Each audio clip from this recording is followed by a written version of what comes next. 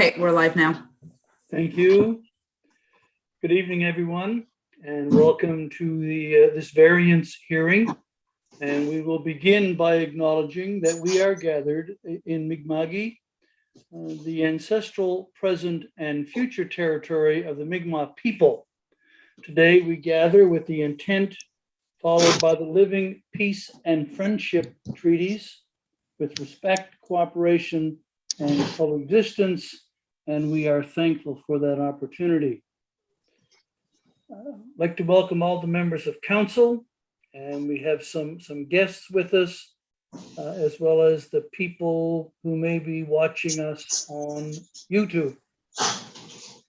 The variance discussion tonight is to discuss the decision on whether to uphold or overturn the development officer's decision to grant a variance to the required number of on-site parking spaces under the land use bylaw from 11.5 to 4.5 parking spaces at 319 Main Street, the Kitchen, following the receipt of a letter of appeal to the development officer's decision. That being said, we will call this hearing to order, and we will begin by hearing comments from the appellant. Is the appellant with us?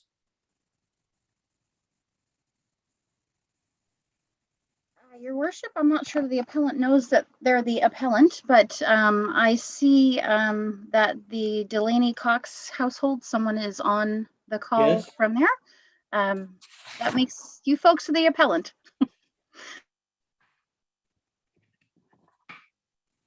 They may also be a mute. They are showing on mute on my screen.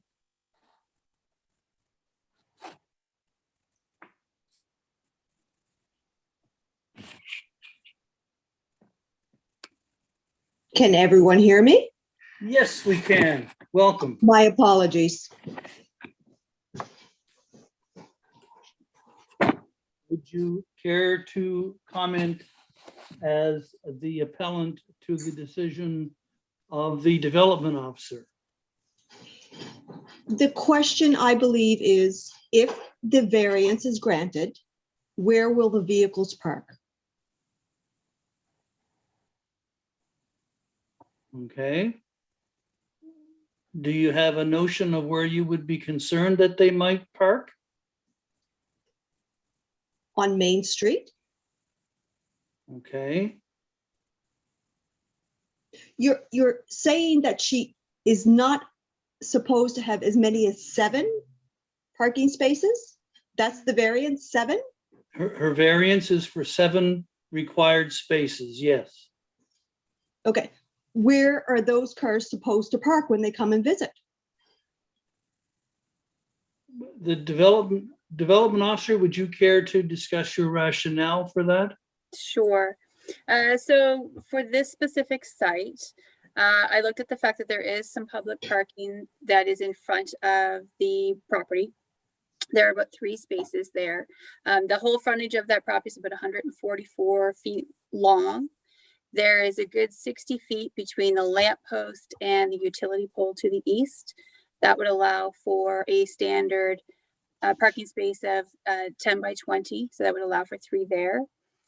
In addition to this, this also has a B&B operating on site. So there are 9 parking spaces that can be created on the property itself. 4.5 of those are reserved for essentially the B&B guests. The half spot is sort of rounded up, rounded down in here. Part of my decision was considering the fact that several of the patrons of the proposed restaurant will also highly likely be patrons of the B&B, and therefore their parking spaces will already be provided for. So between that, the front parking space, again, it is public space, but there is no other adjacently abutting commercial property that would likely be using those spaces. So in all high likelihood, this business will be the only one that will probably truly utilize those. Further up the street, it is government corporation land. The NSLC has a very large parking space up there as well, which is not that far of a distance to walk up there. Mahone Bay in general is a walking town. So we do have some public stuff down around Edge Street, as well as the small parking area that is beside the PharmaSafe. So taking into those accounts, I thought it was reasonable specifically for this site and for this use at the size of it, given the current activities, that it would be reasonable. Thank you. Ms. Delaney, would you comment? My fear is where there is parking spaces created in front of 319 right now. There is parking allowed on the other side of the street. If both of those would be used as parking spaces at the same time, we're going to create Main Street into a one-lane street at those periods of time. Okay, thank you. Ms. King, you're the owner of the kitchen. Would you care to comment? Sure. Yeah. Hi, everyone. I just want to be clear that this really only affects my occupancy for the restaurant, and it doesn't inhibit, nor does it add to, parking spaces that the property currently holds. The variance in no way impacts my neighborhood, and it certainly doesn't impact my friends and neighbors, specifically Ian and Yvonne. As said, I have 9 parking spaces currently, some of which, of course, are for patrons of the inn, which will obviously overlap to the restaurant. And there are 3 spaces out front, and potentially even a 4th one once the patio and stuff has been built. The square footage of the restaurant denotes an indoor occupancy of approximately 30 people, which means I need 15 spaces. And with all that said, at the moment, I technically have 12, even though some of those parking spots are for people that are staying at the inn. So that's why, of course, I'm granting that I be granted an exception or a variance to the number required. This property here has been commercial since its existence, dating back into the 1860s. As you guys probably know, it's been everything from, I think a general store to an electronics shop. It was an antique shop, an art gallery. And for the last 3 years, it has been a permitted restaurant here in town. There's a precedent set here, of course, because of that. And not just at my property, but by other restaurants in Mahone Bay too. Most of them are grandfathered in by way of parking because Mahone Bay is a very walkable town. There's plenty of parking nearby. All of the other restaurants that are here have occupancy well above mine, with the exception of the Nosy Crow. I think everybody has occupancy of 40 plus and don't have as much parking as I do. And not to bore you guys with a whole bunch of detail on things that as counselors you guys already know, but I think it should also be taken into consideration that Mahone Bay is a community that thrives on tourism. And for visitors that want to spend time here, and more specifically spend their money here in town, there has to be restaurants, there needs to be shopping, and there needs to be places to stay. Over the course of the last couple of years, certainly the last 18 months, we've had an alarming number of vacancies on Main Street. We've lost a bunch of shops, we've lost 2 B&Bs, and most recently, one of our local restaurants closed their doors circa 1860. I'm taking a huge risk here. To try and open a restaurant in the pandemic to fill that void. And to date, all of my permits and licenses have been granted thus far. My restaurant license is in place. My liquor license is ready to go, with the exception of this. It's kind of my only holdup here.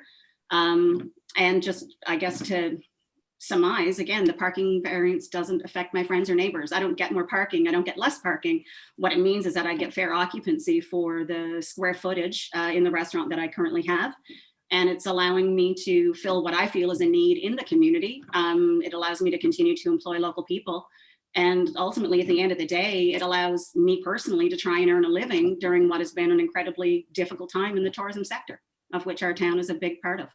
So I would certainly ask for consideration that I be granted a parking variance for a few spaces. Thank you. Clerk, do you have a comment from another appellant that you're going to read into the record? Your worship, thank you. This was it was received today. It was forwarded to council.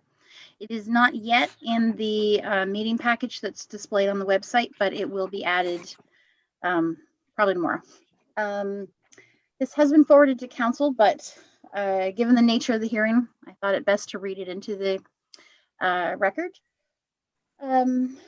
It says this is from Lou Boudreau, who's a property owner within the Heather, I'm sorry, you could help me out, please. What's the notification requirement that? The 30, so everybody, all the property owners, assessed property owners within 30 meters of the kitchen property have been notified, A, of the original variance that was granted, as well as this appeal. Thank you. I always doubt myself about the measurement. Thank you. Mr. Boudreau states, I'm concerned about the potential number of parking spaces in the application for the variance for the Kitch Inn. This would lead to a lot more traffic and noise for those living nearby to the inn, and would also cause more traffic congestion for those driving up Main Street, which is already busy. Also, I noticed that there has been a parking spot outlined in white paint, which is painted out on the road in front of the Kitch Inn. I would just like to find out whether this is an approved parking space by the Department of Highways, as it was mentioned to me by someone that this was done by the owner. This presents a dangerous situation for pedestrians walking and cars trying to overtake up a road which is already plagued by speeding cars, trucks, and bikers. There are numerous no parking signs on the side of the road in question. The Salt Box has parking in front on Main Street, but it is off the road. Kind regards, Lou Boudreau. Thank you. Thank you. Okay. Are there any members of the public watching that may wish to comment? Your Worship, we have no comments at this time, but perhaps Mr. Allen, did you wish to speak to the hearing?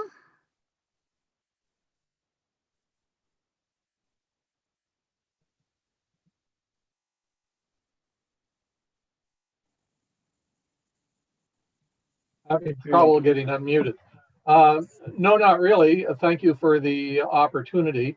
As some of you know, I live at 308 Main Street, which is almost opposite the Kitchen Inn, and a little bit on the diagonal.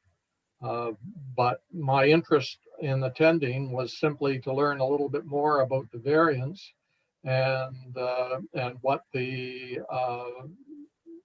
what it would mean in terms of parking. As I understand it, as I listened, is that there would be no change in the parking now. Cars park out in front of the Kitchen Inn. I see them there, sometimes two, sometimes one. And of course, there's parking in the driveway around the little circle that's there. Used to be there. I don't know whether it's still there or not. There's a lot of activity going on across the street, I see. But anyway, as far as my wife and I are concerned, we've never been bothered with the existing parking and or noise or congestion. The only trouble that we have regarding parking is when people park on the sidewalks side of the street, which causes you to go out into the other lane. Mm-hmm. Thank you, Mr. Allen. Members of council, do you have any comments or that you would like to make or questions on the issue?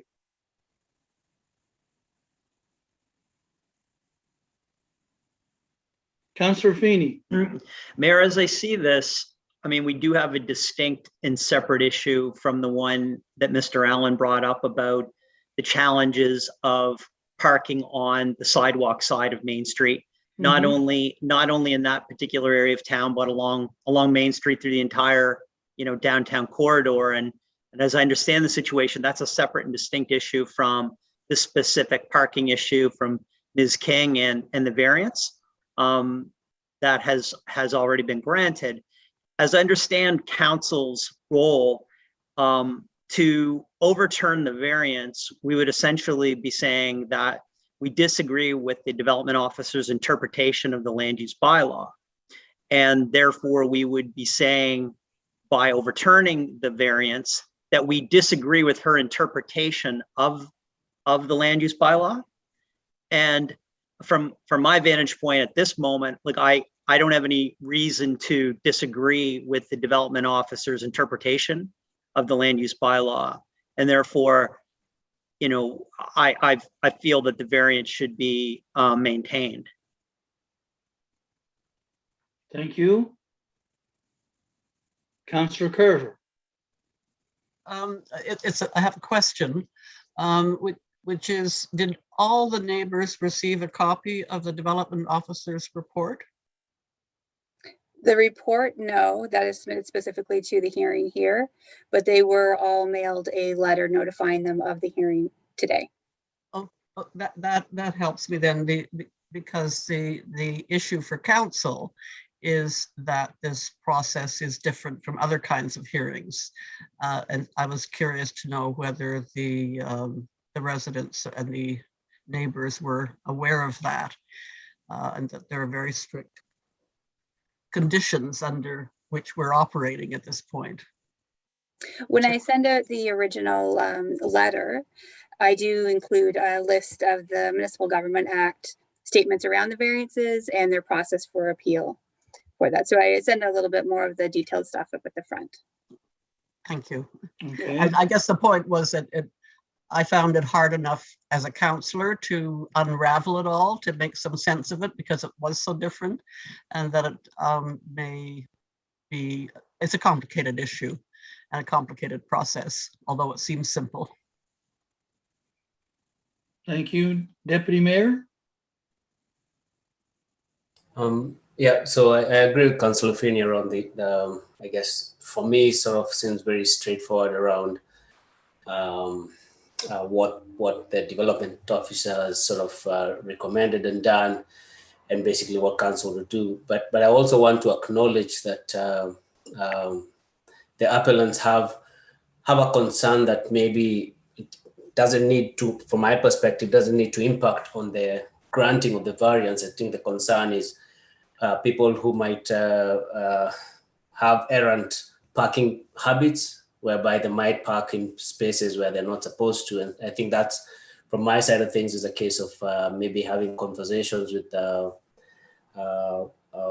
contracted police force to be able to be doing a lot more, be more vigilant around the parking there, and maybe enforcement to making sure that I've seen that there are no parking signs on particular spots, but people do still park where they're not supposed to. So I think just a case of more enforcement going forward, and looking at that so it doesn't impact negatively the surrounding folks. Thank you. Clerk?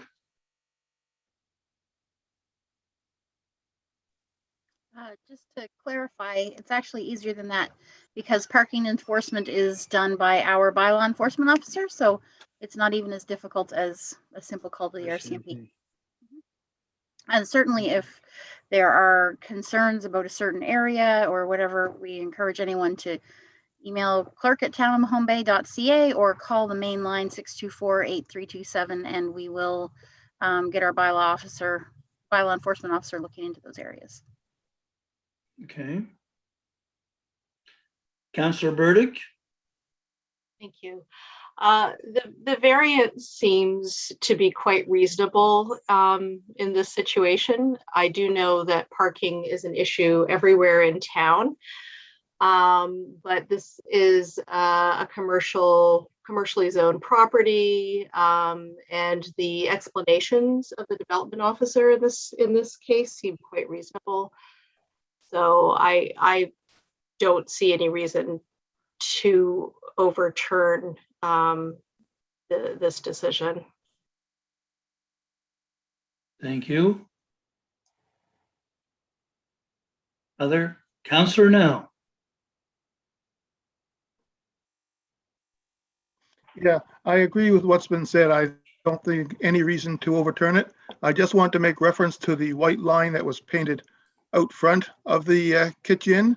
My understanding is that that was not done by the owner, that it was done otherwise, and that parking inside that white line puts them pretty much out of the line of traffic. So we still have the other side to contend with.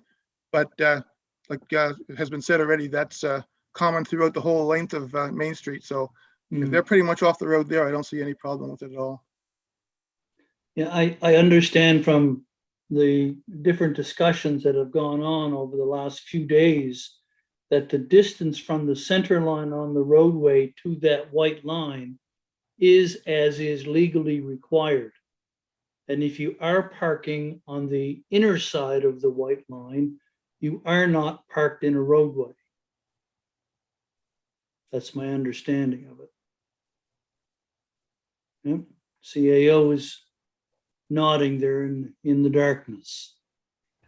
Yeah, Okay. I can certainly confirm that. We don't always mark the outer white lines to Mhm. indicate the width of lanes, but it, discretionarily where it needs to be called attention to for motorists, it has been a tool to be used. And in this case, to help people to be more conscious that there might be a door opening or vehicle there, and to help the people parking be conscious of, we will come and enforce their parking if they park out across that line. And I think the neighbors know how to reach the town if somebody's parked out across that line, and we need to potentially come remind them. And I'm sure Danielle reminds them as well. Okay. Any other comments?